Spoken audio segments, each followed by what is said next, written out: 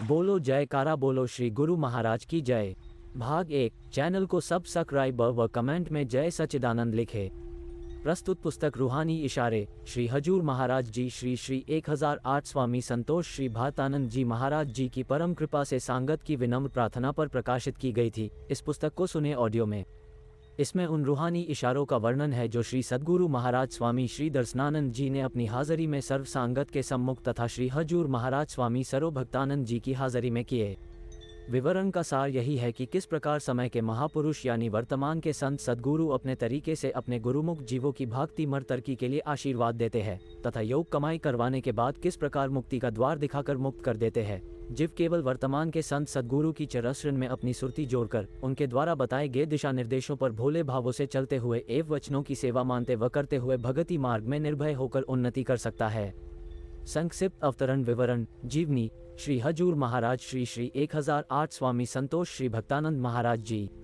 आप जी के दादा स्वर्गीय श्री गड्डू राम जी ग्राम नागन निवासी थे। आप जी के दादाजी के घर 10 संतानें शिशु अवस्था में ही शरीर छोड़ते रहे। एक के बाद दूसरा जन्म हुआ, शरीर छूट गया। आप जी के पूज्य पिताजी स्वर्गीय श्री गोजरा राम जी गांव दरमान में 11वीं संतान इकलौता बेटा हुए। जब 6 मास के हुए थे तो गड्डू राम जी शरीर छोड़ गए थे। दादी कमली देवी जी ने गरीबी हालत में पालन पोषण किया। कुछ समय के बाद दरमान आगे 21 वर्ष की आयु में शादी हुई। आप जी की माता जी का नाम लोहकी देवी जी था। आप जी के आप से बड़े 10 भाई बहन थे। 2 भाई व 1 बहन छोटी आयु में ही गुजर गए थे। आप जी सब भाई बहनों से सबसे छोटे तथा अपने माता पिता की 11वीं संतान हुए। 16 फरवरी सन 1933 को गांव द्रमन में आप जी का जन्म हुआ। सब भाई बहनों माता पिता का आप जी पर बहुत प्यार था। 15 वर्ष की आयु तक आप जी के बड़े भाई श्री दिले राम जी के बच्चों की रखवाली की साथ साथ में पशुओं की देखरेख भी करते थे। इसी दौरान जब कभी इच्छा होती तो भोजन खा लेना, नहीं तो ना खाना। 24 वर्ष तक यही क्रम चलता रहा। साथ में जब पशुओं को चराने जाना तो अकेले में एकांत में जब कोई ग्वाला पास न हो तो जोर जोर से रोना शुरू कर देते थे। जब कोई पूछे क्यों रो रहे हो तो कहते ऐसे ही रो रहे हूँ। जब कहते कोट दर्द तकलीफ है या किसी ने तंग किया तो उत्तर देते नहीं। शिक्षा व रूहानियत का आरंभ।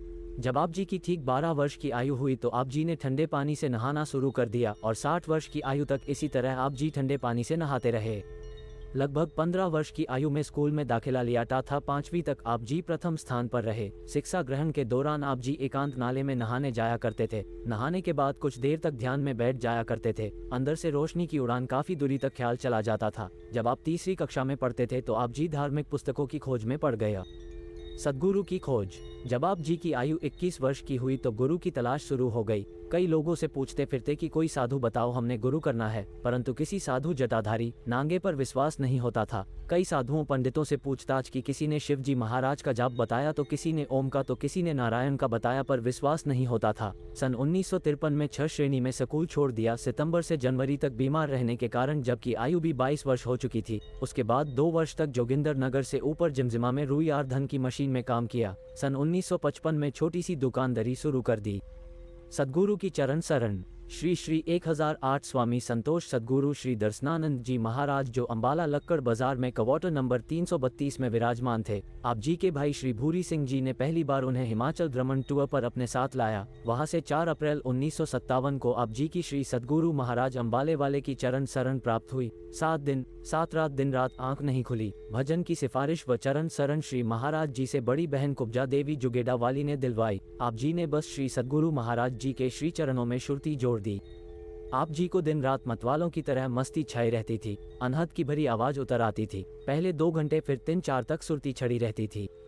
सत्संग प्रचार का आरंभ। अगले भाग में कृपया दरबार कलहरू यूट्यूब चैनल की सब्सक्राइब कर ले। जय सच्चिदानंद जी।